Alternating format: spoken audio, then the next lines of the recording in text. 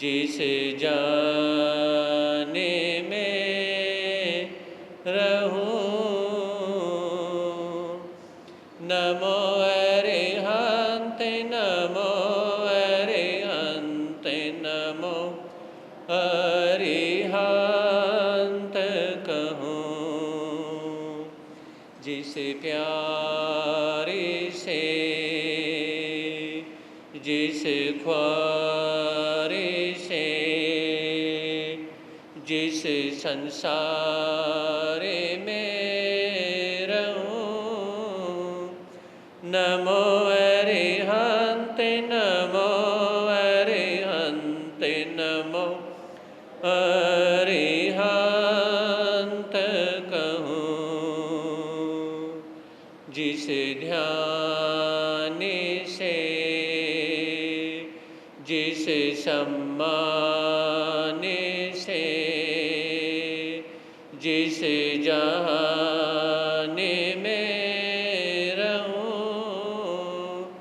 नमो अरिहंत नमो अरिहंत नमो अरिहंत कहूँ।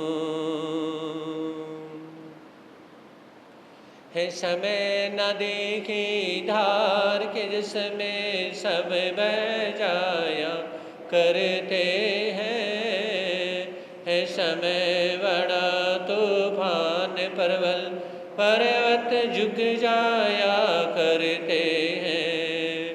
अक्सर दुनिया के लोग समय में चक्कर खाया करते हैं, लेकिन कुछ ऐसे होते जो इतिहास बनाया करते हैं, इतिहास बनाया करते हैं।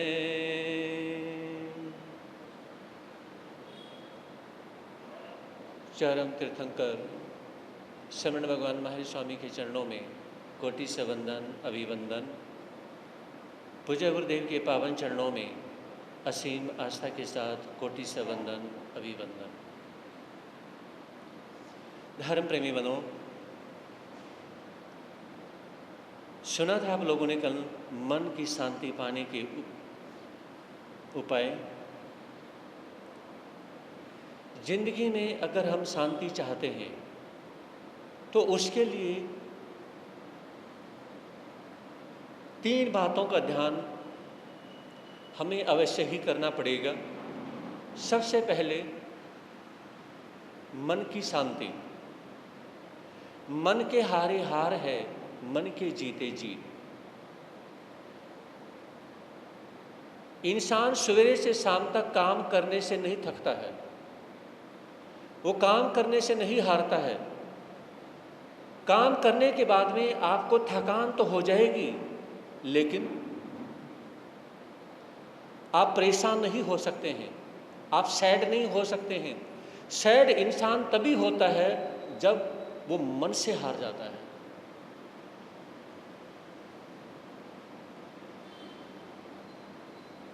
आचार्य भगवान श्री आनंद ऋषि जी महाराज साहब जब पैर का ऑपरेशन करना था, उसका एक छोटा सा हिस्सा जब काटना था तो डॉक्टर ने कहा कि आपको बेहोशी का इंजेक्शन देना पड़ेगा। तो उन्होंने कहा कि आप मुझे बेहोशी का इंजेक्शन ना दीजिए, होश में रहने के लिए, होश में जीने के लिए तो दीक्षा ली है, मुझे बेहोश नहीं होना। क्या मुझे बेहोश नहीं होना है? आप ऑपरेशन कीजिए। और आचार्य भगवान ने ऑपरेशन यानी कि करवाया, लेकिन अपनी खुली हुई आंखों के। तो मन की शांति, अनेकों उपाय आप जिंदगी में करते हैं, पूजा पाठ करते हैं, सब कुछ करते हैं। बहुत से लोग पूजा पाठ नहीं भी करते हैं, लेकिन फिर भी वो शांत रहते हैं, रह सकते हैं। बहुत से पूजा पाठ करते हैं, वो फिर भी शांत नहीं रह पाते हैं। इसका सीधा सा उपाय ये है कि आप अपने बारे में विचार करें कि टेंशन में रहने से ही जिंदगी को नहीं जिया जा सकता है। खुश रह के ही जिंदगी जी सकते हैं। आपने देखा कि किसी के लाइफ में सुख है तो वो सुखी ही हो, ऐसा नहीं है। किसी के लाइफ में दुख आए हुए हैं, वो दुखी ही हो, ऐसा नहीं है। समझ रहे हैं? सिर्फ विचारने का, सोचने का खेल होता है। दूसरी बात, सन्मति। सवेरे उठते ही परमात्मा को धारण करो, उसका ध्यान करो और एक ही विचार करें, मेरे पास कुछ रहे या ना रहे, मेरी बुद्धि स्वस्थ रहे। शरीर से भी ज़्यादा अगर किसी चीज़ की आवश्यकता है तो वह है दिमाग शुद्ध होना, स्वस्थ होना। अगर किसी का दिमाग ही बीमार हो जाता है तो फिर वो इंसान कुछ भी नहीं कर पाता है। तो सन्मति, आपकी बुद्धि स्वस्थ होनी चाहिए। हमारी बुद्धि अगर स्वस्थ रहेगी तो हम बहुत सारे कार्य कर सकते हैं। पहले के समय में क्या होता था कि जो नेता लोग होते थे, आज से 50-100 साल पहले, 150 साल पहले, नेता लोगों की भी जिंदगी कितनी अच्छी होती थी, क्योंकि राजनीति में धर्म होता था। राजनीति में धर्म होता था। तो जहां बुद्धि स्वस्थ है तो इंसान अपने आप को स्वस्थ रख सकता है। नहीं तो छोटी सी उम्र में भी डिप्रेशन, बीपी, शुगर, हार्ट की बीमारी, बहुत सारी बीमारियां छोटी छोटी एज में आनी शुरू हो गई। क्यों? क्योंकि जो मन से स्वस्थ नहीं रह सकता वो शरीर से स्वस्थ कैसे रह सकता है? सद्गति। सद्गति से अभिप्राय, आपने जो कार्य करने हैं, जो कार्य आपने किए हैं, जो कार्य आप करने जा रहे हैं, इसमें आपकी सोच जुड़ी हुई है और जो कार्य आप कर रहे हैं और आप करने वाले हैं फ्यूचर में, तो उस सोच के आधार पे ही आपके अगले जन्म की जो गति है, जो सद्गति है, वो आपकी बनेगी। एक दार्शनिक ने कहा कि वो व्यक्ति, किसी व्यक्ति के बारे में पूछने की आवश्यकता नहीं है कि वो व्यक्ति कितना अच्छा है और वो कितना बुरा है। ये मत पूछिए, उस व्यक्ति के बारे में मत पूछिए, उसका बिजनेस देख लीजिए। जैसा उसका बिजनेस है वैसा ही वो व्यक्ति है। क्या?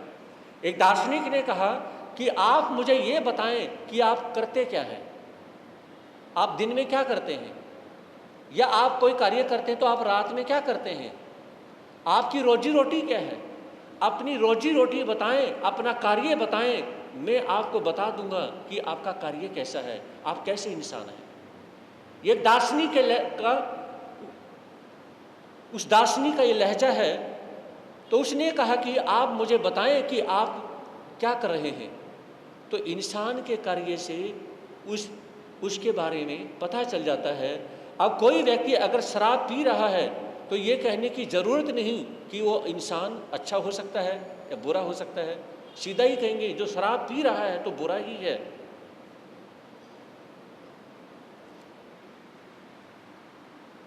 जिंदगी को कैसे संवारें? नंबर 1, अपने आप को हमेशा सहज रखो, हमेशा सरल रखो।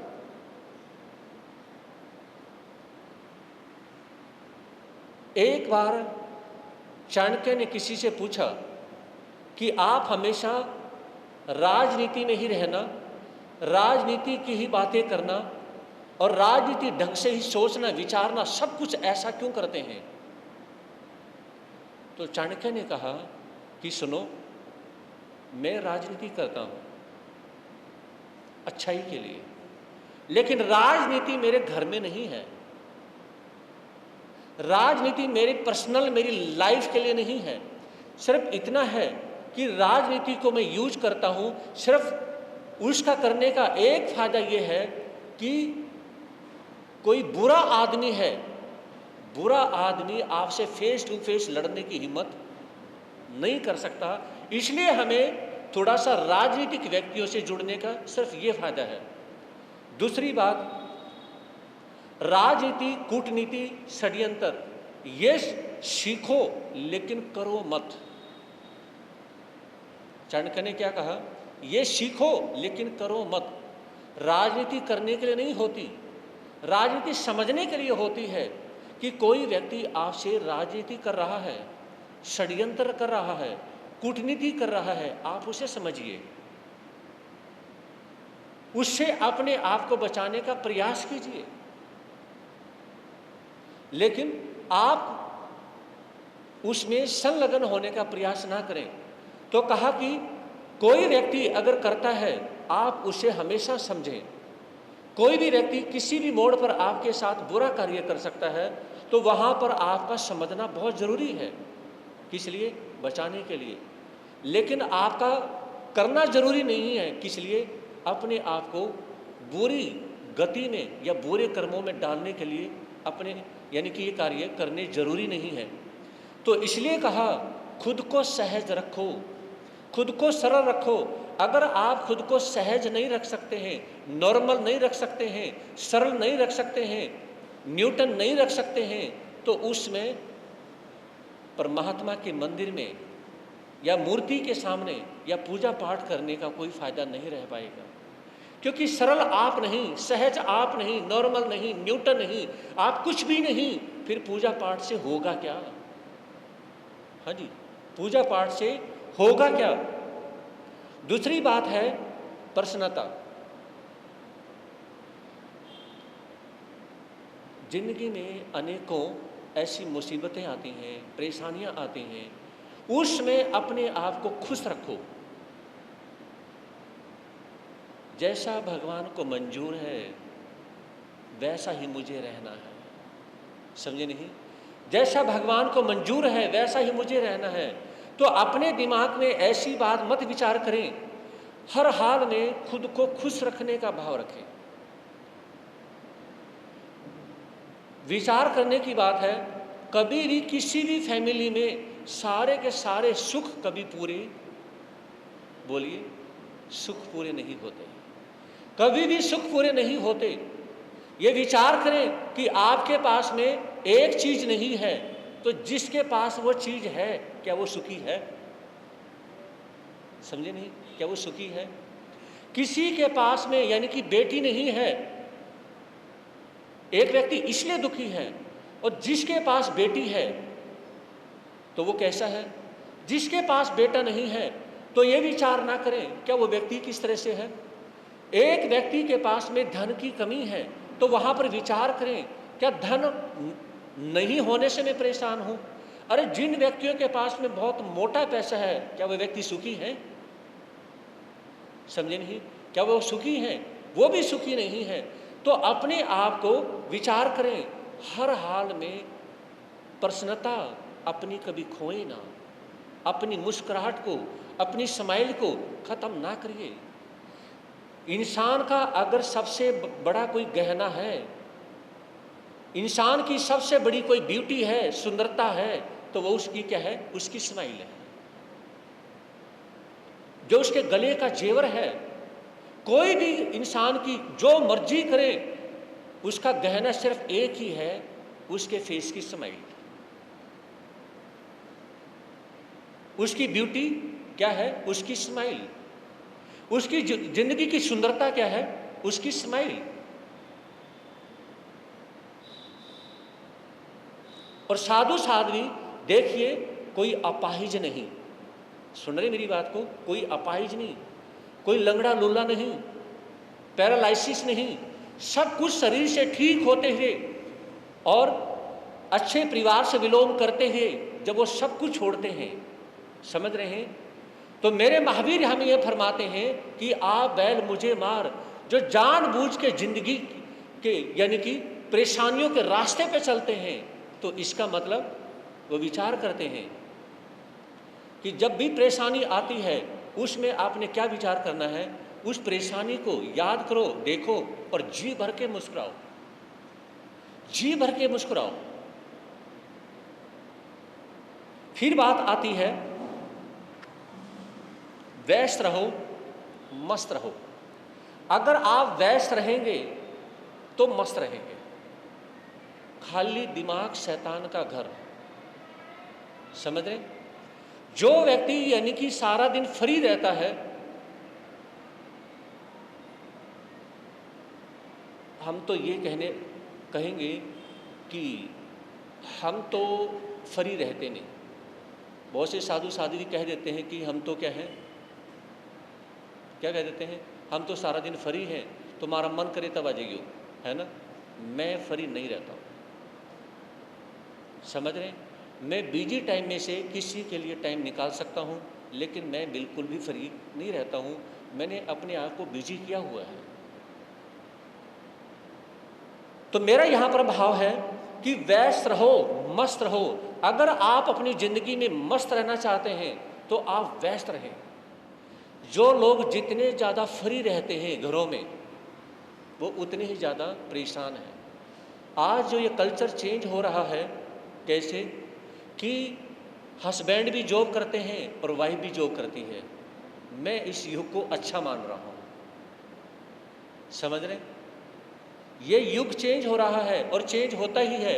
मैं इस युग को 100% अच्छा मान रहा हूँ, क्योंकि घर में क्या है, यानी कि वाइफ घर में रहती है। अब वो घर में सारा दिन क्या देखे, दीवारों को देखेंगी, वो टेंशन में रहेगी।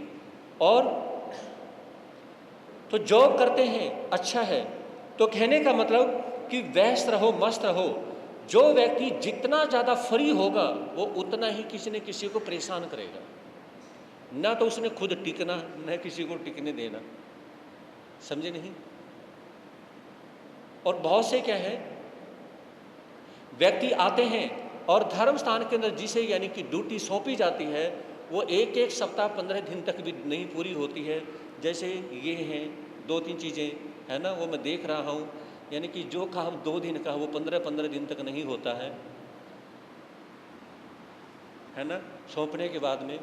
तो ये क्या है, मेरे कहने का मतलब फ्री है, बिजी भी नहीं है, लेकिन बस बात आती है कि यानी कि करने और करवाने वाली बात।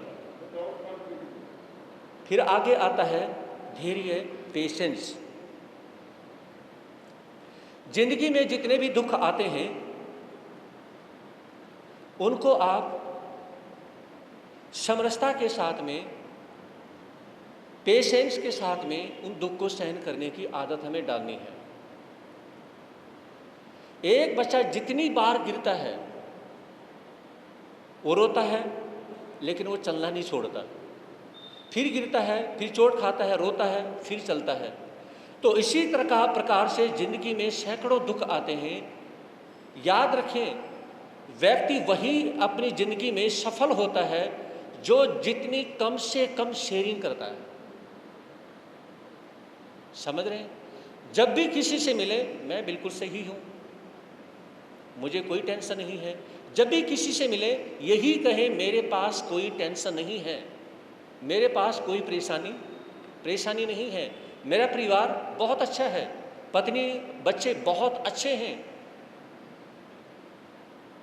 तो इसका मतलब ये है, आप कम से कम यानी कि शेयरिंग करने के लिए व्यक्ति रखें। 1-2 या किसी गुरु को या किसी गुरनी को बहुत कम, जितना कम से कम शेयरिंग करेंगे और जितना ज़्यादा खुश और स्माइल रखेंगे, आप उतने ज़्यादा खुश रहेंगे। समझ रहे? उतने खुश रहेंगे। अगर यानी कि बेटा और बहू आपकी बात नहीं मानते हैं, वो अपनी यानी कि चलाते हैं, तो विचार करें, अगर मैं शरीर को छोड़ दूंगा, फिर कौन सा और बेटा और बहू कौन से मेरे पास में आएंगे? शरीर तो सभी का छूटना है। अगर बेटे और बहू आपकी बात को नहीं मानते हैं, तो ये विचार करें, जैसा करना है कर लेंगे, नहीं करना तो न सही, 2 रोटी टाइम पे खानी है। तो अपने साथ अंडरस्टैंडिंग करें। आज व्यक्ति सबसे ज़्यादा परेशान किस बात को लेकर के है कि उसकी खुद के साथ उसकी अंडरस्टैंडिंग नहीं होती। किसके साथ नहीं होती? खुद के साथ अंडरस्टैंडिंग नहीं होती, यानी कि उसका दिमाग उसी को मिसगाइड कर रहा होता है। मतलब जो इंसान के जो खुद के कर्म हैं, जो पर्सनल कर्म है वो उसी को मिसगाइड कर रहे होते हैं। आप गहराई से मेरी बात को समझिए। आपके जो कर्म हैं इस जन्म के, आपके जो कर्म हैं पिछले जन्म के, है ना, वो कर्म आपको मिसगाइड कर रहे होते हैं। जब यानी कि परेशानी होती है, ठोकर लगती है ना, इंसल्ट होती है, फिर आपको कैसे अपनी गलती का एहसास हो जाता है। समझ रहे? फिर कैसे गलती का एहसास होता है? वही काम आप करने जा रहे थे, आपको गलती का एहसास नहीं हुआ, और वही काम आपने कर दिया, फिर आपको गलती का एहसास कैसे हुआ? हाँ जी, करने से पहले वो कार्य अच्छा लग रहा था कि मुझे करना चाहिए, वो कार्य करने के बाद में आपको लगा कि ये कार्य मुझे नहीं करना चाहिए था, है ना। फिर आपको लगा कि रियली में ये कार्य मेरे से गलत हुआ है, तो आपको मिसगाइड किसने किया? मिसगाइड किसने किया? आपके कर्मों ने मिसगाइड किया। समझे नहीं? जब इंसान को उसकी सोच मिसगाइड करना शुरू कर देती है, तो मैं कहना चाहूँगा, किसी एक को अपना प्रशंसक, किसी एक को अपना फैन, किसी एक को अपना शेयर करने के लायक, या किसी गुरु को अपने क्लोजअप कर लो, या अपनी मम्मी को या पापा को, किसी को अपने एक को क्लोजअप कर लो। मतलब अपनी बात उससे शेयर करें, उससे बात करें और आगे कार्य करें। अगर आपके कार्य करने में हमेशा गलती होती है तो आप कार्य पूछ के करें। समझ रहे हैं? तो एक ने कोई ऐसा प्रशंसक बनाए, तो आगे बात आती है सुख दुख में संभाव रखना।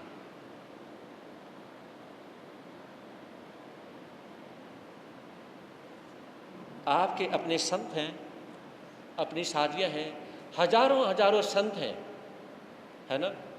अब विचार करें कि बहुत बार यानी कि बीमारी इत्यादि आने के बावजूद, परेशानियां इत्यादि आने के बावजूद, वो अपने आप को कैसे सुख दुख में संभाव रखते हैं।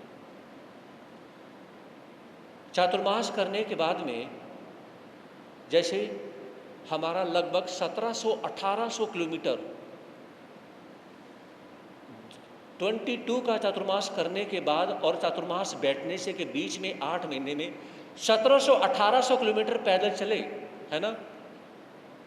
हरियाणा, पंजाब, जम्मू इत्यादि और हिमाचल, और फिर उसके बाद में पंजाब इत्यादि का इतना ज़्यादा रहा। समझ रहे हैं? और उसमें हर तरह के प्रसंग, हर तरह के खट्टे मीठे, लेकिन हमने अपने संभाव को बिल्कुल भी खत्म नहीं किया। और आप क्या है, किसी भी एज के हो जाए, आपकी 50 साल की एज हो जाए, 70 की हो जाए, बस जरा सी देर में अपने सुख दुख में संभाव खत्म कर लेते हैं। समझे नहीं? सुख दुख में संभाव को खत्म कर लेते हैं। ये कहा जाता है, मैंने एक बुक में पढ़ा कि बड़ी उम्र का श्रावक, बड़ी उम्र का कोई जेंट्स या बड़ी उम्र की जो माताएं हैं, उनके पास में सुख दुख में संभाव जवानी की उम्र के संत से भी ज्यादा होना चाहिए। हाँ जी, प्रवीण जी, फौजी साहब, समझ रहे? इधर माताएं बैठी हुई हैं। मैंने एक बुक में पढ़ा कि जो बुजुर्ग है, कोई भी बुजुर्ग गृहस्थी है, बड़ी उम्र का कोई भी गृहस्थी है, उसके पास में सुख दुख का संभाव, व्यवहार, डिसिप्लिन, हर चीज जवान संत से ज्यादा होना चाहिए। क्यों होना चाहिए? जिसने जिंदगी में पता नहीं कितने खट्टे मीठे प्रसंग देखे हैं, पता नहीं कितनी यानी कि ऊंची नीची यानी कि कितनी जिंदगी में ऐसी परेशानियां देखी हैं, पता नहीं क्या से क्या जिंदगी में देखा है। और बड़ी उम्र का होने के बावजूद अगर आपके पास में संभाव नाम की चीज नहीं है, समझ रहे, आपके पास जवान संतों से ज्यादा नहीं है, फिर आपने जिंदगी को काटा है या आपने जिंदगी को जिया है? ये बताइए। जब यानी कि आपके बच्चे हमारे जितनी हमारी एज है, इतने बड़े बड़े आपके बच्चे हो गए और फिर भी संभाव नहीं आया, तो मुझे बताएं, आपने आप जिंदगी काट रहे हैं या आप जिंदगी जी रहे हैं? जिंदगी काट रहे हैं। समझे नहीं? तो मैंने उस बुक में पढ़ा, ये बात मुझे बहुत बहुत अच्छी लगी कि इनकी बड़ी उम्र के, अरे जो पिता समान है, और ठाणाक सूत्र में भी आता है कि जो बड़ी उम्र के जो गृहस्थी होते हैं वो जवान संतों के लिए माता पिता के समान होते हैं, लेकिन वो सारे नहीं होते। इसके बारे में भी मैं आपको बताऊंगा भगवान महावीर ने क्या डिटेल्स दी है। सारे माता पिता नहीं होते, समझ रहे, सारे नहीं होते। कुछ सौत के समान भी होते हैं, कुछ भाई के समान भी होते हैं, समझ रहे ये, और कुछ माता पिता के समान भी होते हैं।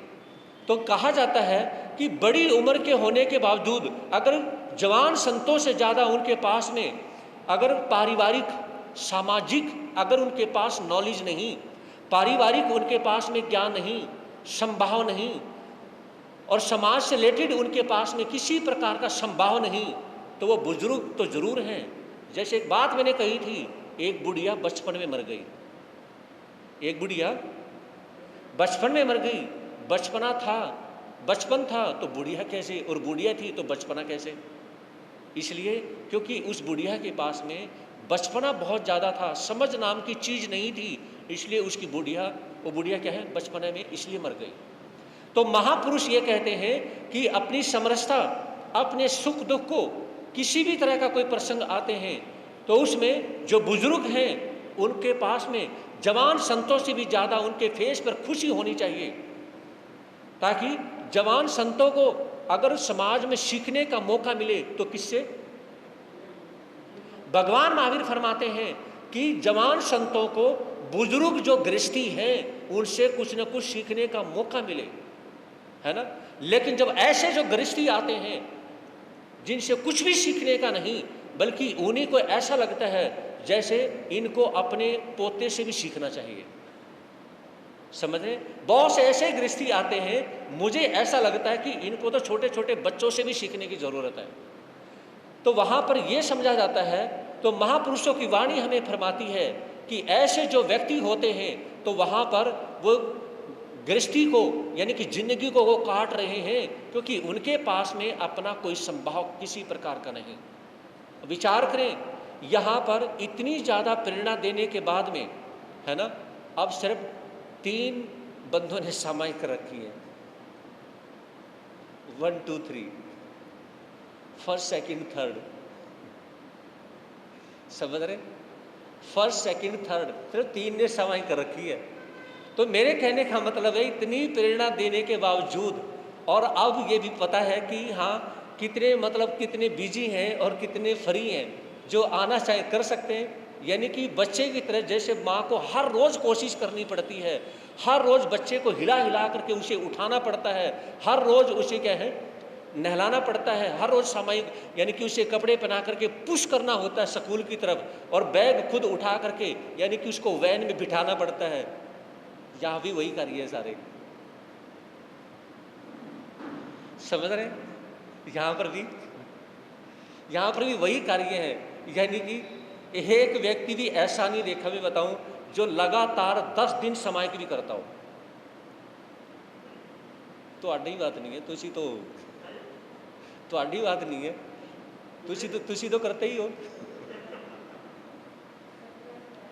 यानी कि एक फौजी साहब को छोड़ करके बाकी एक भी व्यक्ति ऐसा नहीं पूरी समाज में, माछीवाड़ा में, जो लगातार 1 सप्ताह भी सामायिक जिसने जो करता हो, 1 सप्ताह भी, चाहे राजीव है, बीच में छुट्टी तो उसी भी 10 दिन कर देते हो।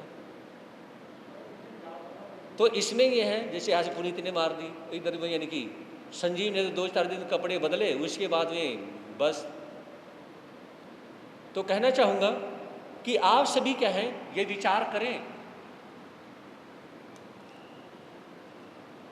तो बच्चे की तरह हर रोज़ आपको गाइडलाइन देनी पड़ेगी, तो मुझे लगता नहीं 50 दिन होने के बावजूद भी हमें ऐसा यानी कि लगता है कि यानी कि ऐसे क्षेत्र में चातुर्मास किया जो इनको गाइडलाइन देने में चातुर्मास निकल जाएगा, लेकिन अकल नहीं आने वाली। जिन धर्म के प्यारे लोगों, ये सुन लो अमर कहानी, हम भूल गए हैं जिनको जरा याद करो। जिन धर्म के प्यारे लोगों, ये लो अमर कहानी, हम भूल गए जिनको जरा याद करो। सुना था आप लोगों ने, सत्यवादी राजा हरिश्चंद्र बहुत सैड हो जाते हैं, बहुत दुखी हो जाते हैं, दान देने की वजह से नहीं। 1000 सोने की मोहरें उन्होंने 1 महीने में कर्ज के रूप में चुकानी है, उस वजह से सैड नहीं हुए। जब अपनी पत्नी को देखते हैं कि वो अपने बेटे को खिलाते खिलाते उसमें सैड हो जाते हैं कि अब कल के दिन मेरी वजह से दोनों के दोनों दुखी होंगे, ऐसी बात उनके मन में आती है। और जब राजा हरिश्चंद्र बेटे को लेकर के महल की तरफ आगे बढ़ते हैं तो उसमें कहते हैं, वहां तक आप लोगों ने सुना था, तो उसमें तारा कहने लगी, पतिदेव आपको रोना क्यों आया? तारा, ऐसे ही रोना आ गया था। ऐसे नहीं, खुशी के रोने में और गम के रोने में फर्क होता है। जो इंसान खुशी में रोता है उसके आंसू कूल कूल होते हैं, और जो इंसान गम में रोता है उसके आंसू हॉट हॉट होते हैं। फीलिंग्स का ही फर्क होता है।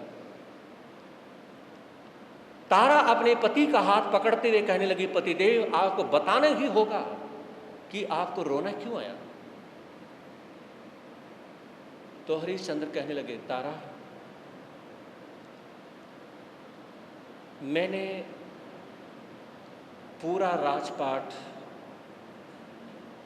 दान कर दिया। और ये कहते कहते सत्यवादी राजा हरिश्चंद्र को रोना आ जाता है। तो तारा कहने लगी, बस बस बच्चे की तरह रोए जा रहे हो। अरे आपने सारा राजपाट दान कर दिया, इसमें रोने की कौन सी बात है?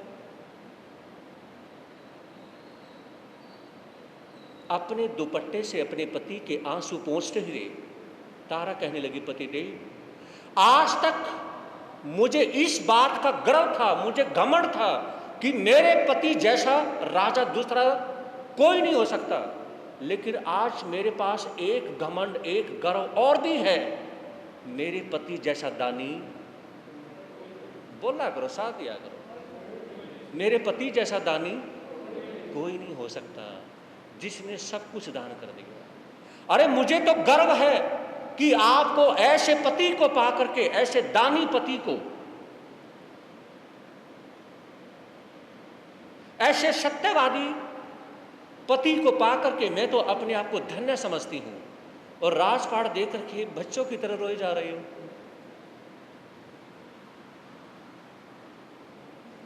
तारा, तुम समझती क्यों नहीं हो? मैंने सिर्फ राजपाट दान ही नहीं किया है, मैंने सब कुछ छोड़ दिया है। तो फिर इसमें सैड होने की बात क्या है? हरिश्चंद्र गम से भरे हुए हैं और तारा के फेस पे स्माइल है। पति देव, इसमें दुख होने की कौन सी बात? मुझे समझ नहीं आ रहा कि इसमें दुखी होने की क्या बात है। तारा, मैंने आपके लिए कुछ भी नहीं छोड़ा है, अपने बेटे रोहित के लिए भी मैंने कुछ नहीं छोड़ा है। यहां तक कि जो आपके शरीर के ऊपर जो जेवर हैं, जो गहने आपने पहन रखे हैं, तारा, ये भी कल सवेरे चलने से पहले उतारने पड़ेंगे। जो ये महंगे कपड़े पहन रखे हैं तारा, ये भी उतारने पड़ेंगे, सिर्फ कॉटन के सिंपल कपड़ों में। और दूसरी बात ये, अपने साथ कोई रुपया पैसा अपने पास कुछ भी नहीं है, सिर्फ खाली हाथ है। तारे ने कहा कि बस बस हो गया, हो गया, इतनी सी बात पे आपने इतना कर दिया। अरे ऐसी कौन सी समस्या खड़ी हो गई कि आपको इन छोटी छोटी बातों में रोना आ रहा है? तारा, तुम इनको छोटी बात कर रही हो। कल सवेरे यहां से चलेंगे तो उसमें जंगलों की खाक छाननी पड़ेगी। हाथ में एक खोटी चवन्नी नहीं हो सकती, कोई रुपया पैसा नहीं होगा, कोई हमारे साथ नौकर चाकर नहीं होगा, कोई रथ नहीं होगा और कोई घोड़ा नहीं होगा। तो यहां पर क्या है, तारा ने कहा कि पतिदेव आप विचार करें। तो कल सवेरे चलना है, जंगलों में जाना है, तो जंगलों में जाना है। अरे यहां बंदिश है, मैं तो वैसे ही बोर हो गई हूं। अपने पति का मान रखने के लिए, अपने पति को दुख से निकालने के लिए तारा ने कहा, क्या कहा, मैं तो वैसे ही यहां पे बोर हो गई हूं। अब कोई बात नहीं, अच्छा ही तो है, जंगल में रहेंगे, मस्ती में रहेंगे, क्या टेंशन है। लेकिन तारा, मैं एक बात और सोच रहा हूं। क्या सोच रहे हो? सोचते ही रहना, कुछ करना मत। तारा, मैं ये सोच रहा हूं कि मैं आपको, बोलिए बोलिए, मैं आपको आपके मायके में छोड़ देता हूं और आपके साथ में रोहित भी साथ में रहेगा, ताकि आप जंगलों में परेशान, हताश, उदास, निराश ना हो। बस ये कहना था। तारा जोर से रो पड़ी। आपको अच्छा नहीं लगता मेरी फेस की स्माइल? आपको अच्छी नहीं लगती? मैंने शादी इसलिए की है कि मैं अपने मायके में रहूं। मैंने शादी इसलिए की है, अगर मुझे सुख मिलेंगे तो मैं पति के साथ रहूं और दुख मिले तो मैं पति को छोड़ दूं, इसलिए मिले हैं। पतिदेव, इससे पता चलता है कि आप अपने नेचर से कितने स्टैंड हैं, और इसी से पता चलता है कि मैं नेचर से कितनी स्टैंड हूं। जब आपने ये कहा कि मैंने राजपाट दान कर दिया, क्या मेरे फेस के ऊपर कोई सिलवट आई, कोई शिकन आई? कुछ नहीं ना। मैंने कोई फील किया? नहीं ना। आपने ये कहा कि हमारे पास कुछ भी नहीं, कल हम सिर्फ कॉटन की धोती साड़ी में यहां से निकलेंगे, मैंने कुछ फील किया? नहीं ना। लेकिन ये बात मुझे बहुत बुरी लगी, आपने मुझे मेरे मायके छोड़ने की बात कही। पतिदेव, ये बात बिल्कुल बर्दाश्त से बाहर है, और तारा रोना शुरू कर देती है। कहा कि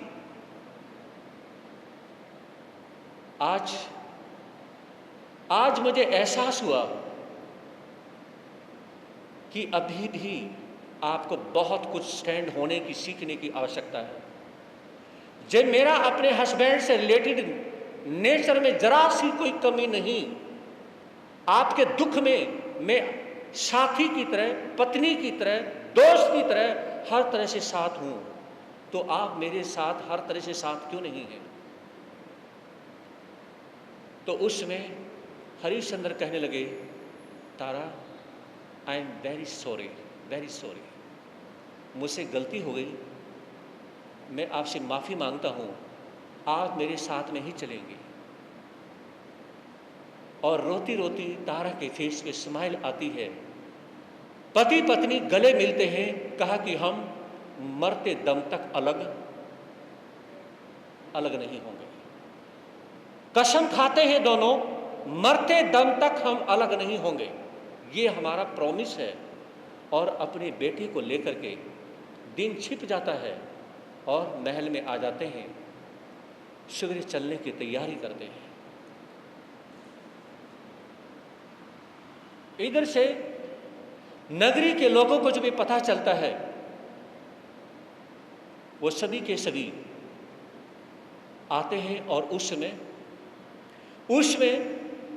विश्वामित्र को भला बुरा कहते हैं और कहने लगे कि हम सीधे डायरेक्ट अपने राजा से बात करेंगे। हम आज तक हमने राजा की आज्ञा मानी है, लेकिन हम अब अपने राजा की ये बात बिल्कुल भी नहीं मानेंगे।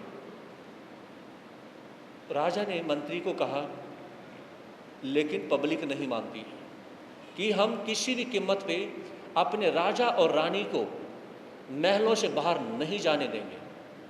हम यानी कि लेट जाएंगे, हमारे से ऊपर होकर के जाए तो चले जाएं, लेकिन हम उठेंगे नहीं।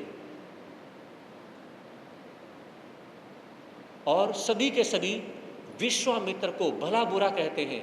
कोई कहता है कि हम मानते हैं कि आप पहले राजा थे, हम मानते हैं कि आपने राजपाट आपने किया है, लेकिन अब आप संत हैं, आपने राजपाट करना है तो अपना राजपाट संभालें, लेकिन हमारे राजा के राजपाट को आप हड़पने की कोशिश ना करें। कोई कुछ कहता है, कोई कुछ कहता है। तो अगले दिन यानी कि जब राजा हरिश्चंद्र अपनी पत्नी तारा के साथ में और रोहित के साथ में निकलने की कोशिश करते हैं, जैसे तैयार होते हैं, क्या होता है, जैसा भी समय होगा कहने का प्रयास रहेगा। इतना ही। ओम शांति। प्रतिदिन जाप की लड़ी में श्री अभय कुमार जैन उनके घर पे आज का जाप बैठा हुआ है। कल का जाप रहेगा सतीश सिंगला उनके घर पे कल का जाप रहेगा। परसों 30 तारीख यानी कि 30 तारीख को रक्षाबंधन है और रक्षाबंधन के दिन 1 घंटे का जाप यहाँ पे रहेगा। लेकिन अब ये भी नहीं पता कि आप 30 तारीख को ही रक्षाबंधन मनाएंगे या 31 को मनाएंगे। है तो 30 को, लेकिन कोई ऐसा त्यौहार ही नहीं जो यानी कि सभी डबल नहीं मनाते हो। तो अगर आपने 30 को भी मनाना है, 31 को भी मनाना है, तो दोनों दिन 1-1 घंटा हम स्थानक में जाप करेंगे। और 30 को आप यानी कि रक्षाबंधन मना लेते हैं और उसमें 31 को क्या है तो किसी के घर की तरफ से हो जाएगा। नहीं तो 30 और 31 को स्थानक में ही 1-1 घंटे का जाप रहेगा। और वो जाप रहेगा दिन में यानी कि 3 से 4 जाप रहेगा। ठीक है, 3 से 4 रहेगा, ताकि उसमें यानी कि माताएं बहनें भी फ्री हो जाएंगी, बच्चे वाले सब आ सकते हैं। तो सभी जितने भी यहाँ पर बैठे हुए हैं सभी हाथ जोड़ेंगे, सभी हाथ जोड़ेंगे जो यहाँ लोकल हैं। देवगुरु से अपने अपने मन की धन सब पाना बोझ से बोझ, जो लोकल हैं यहाँ के, बाहर के नहीं। तो सभी ने यहाँ पर 3 से 4 जाप में 30 को भी और 31 को भी पहुँचना है। ओम नमो सिद्धाणम, इसका आज के दिन आप जाप करेंगे। अरवी की सब्जी नहीं खाएंगे और बालूशाही नहीं खाएंगे। अरवी की सब्जी और बालूशाही आज के दिन नहीं खाएं। देवगुरु से अपने अपने मन की धारणा के अनुसार पान बोझ से अरवी की सब्जी और बालूशाही ओम नमो सिद्धाणम इसका जाप करेंगे।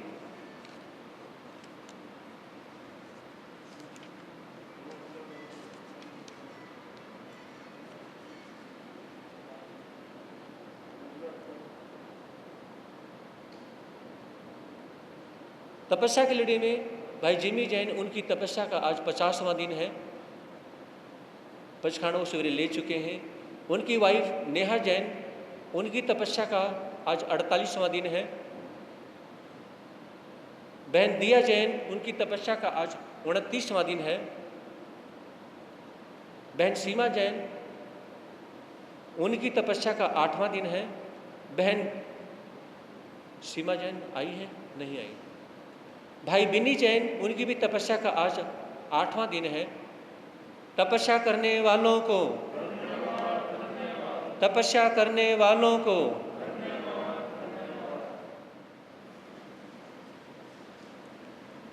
हमारी माता जी भी आगे आएंगी, इनका स्वागत करेंगी।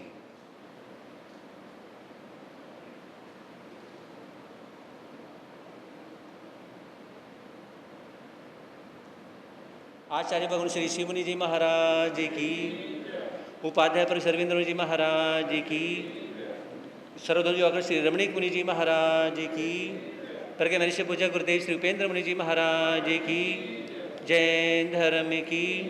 श्री चत्तारिमर्यंता मंगलम सिद्धा मंगलम सौ मंगलम केवली प्रणंतो दोह मंगलम चत्तारि लोगोत्तमा अंत लोगोत्तमा सिद्धा लोगोत्तमा सौ लोगोत्तमा केवली प्रणंतो दोम लोगोत्तमा चत्तारि शरणम पवेजामि अरियंते शरणम पवेजामि सिद्धे शरणम पवेजामि सौ शरणम पवेजामि केवली पणंतो धम्मो शरणम पवेजामि, अरिहंतों का शरण, सिद्धों का शरण, साधु का शरण, धर्म का शरण। ये चारे शरण दुख और इन शरणा कोई, जो वह प्राणी करे आचरण, उसे अजर अमर पद उसका